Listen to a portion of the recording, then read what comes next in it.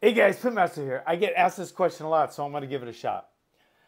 Now, there's a very, very fine line between self-defense and assault. Now, you don't want to cross that line or you might end up behind bars. But you want to at least go to that line or you could end up dead. A simple rule of thumb is if your attacker is still willing and able to attack you, then they are still a threat and you are within your rights to continue to defend yourself until that attacker is no longer a threat to your life, your livelihood, your limb, or your family. Now, always remember this. It's better to be tried by 12 than carried by 6. Okay, well, with all that said, what does some of that stuff mean? Okay, what does tried by 12, carried by 6 mean? Why would you rather be tried by 12 than carried by 6? And what that means is sometimes you got to go with your intuition. Sometimes you just got to go.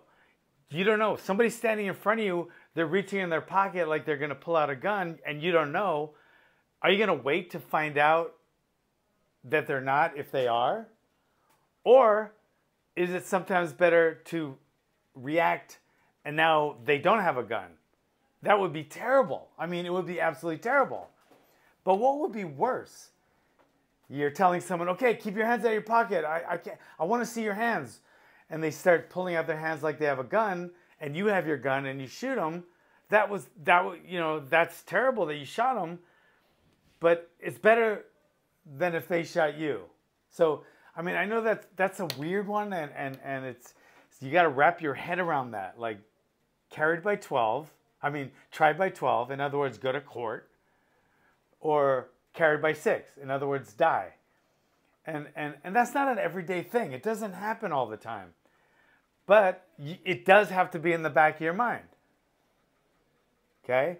So if you're fighting with someone and you got to throw that one punch, and that one punch could kill them, but then if you hesitate and don't throw the punch and they hit you, maybe that punch will kill you. So it's you have to go with your gut. I mean, there's no other way, right? I mean, sometimes a cop will shoot a suspect and he didn't really have a gun, but the cop thought he did. So the cop gets in trouble. We never hear about the times that cops get shot because they hesitated, because that's not newsworthy. But that happens much more than the other way. So that's what I mean by tried by 12 or carried by 6. Now a threat. What is a threat? A guy on the ground, is he a threat? I don't know. What if he has a gun? And we're in position to kick him in the head and knock him unconscious, and if we don't, he can shoot us. Is he still a threat? What if he has a knife and we let him stand up and we don't have a knife, so he stabs us? He's still a threat, right? A potential threat that could kill us imminently. As soon as he stands up, he could kill us. So the guy's on the ground, he has a knife, and you have the opportunity to kick him in the head and knock him unconscious. You don't have the opportunity to run. If you have the opportunity to get away safely, you always should take that one, okay? Always. But a lot of the times, you can't run away safely. What if you're in an enclosed area and he's on the ground and he has a knife? So you turn around to run away, he stands up and stabs you in the back. Yeah, not a good choice. So he's on the ground, you kick him in the head. Okay. That's terrible. He was downed. You're kicking a downed opponent. But this isn't the cage. There's no referees. This guy's a knife. He might kill you. So he's still a threat. You have to determine if that person is still a threat or not. And that only can come from you. So if that person's still a threat, you are within your rights to defend yourself until he's not a threat anymore. If you have a gun, sometimes that means you have to shoot him and kill him to make him not a threat.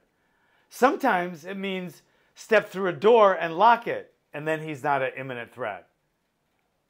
And it could be anything in between that. Sometimes it means hitting somebody really hard and hurting them, and they grab their face and you can get away safely. then he's not a threat. Sometimes it means, like I said, anything from killing someone to just going through a locked door. But you and only you can make that decision in a split second. And you have to live with that decision. Whether you hurt that person really badly and have to go to court, or you hesitate and they shoot you and kill you, or kill one of your family members. At least you're not going to go to jail, right? So maybe that's better. I don't know. Only you can decide that. You have to decide that. When you are face to face with that, only you can decide that. So that's what this is about, guys. So to me, self-defense defined is defending your life against someone that is a threat to your life or limb. And when I say limb, I mean great bodily injury or family. So when that person is a threat to you, you are allowed by law to defend yourself and your family. Okay? And then when that person is no longer a threat, whether you killed them or they left, or you went through a locked door, or you drove away, whatever stopped them from being a threat, that is when you stop. Then and only then. You only stop when that person is no longer a threat to your life, your limb, or your family. Thanks for coming, guys. Please comment, please subscribe, and please share. Thanks, guys.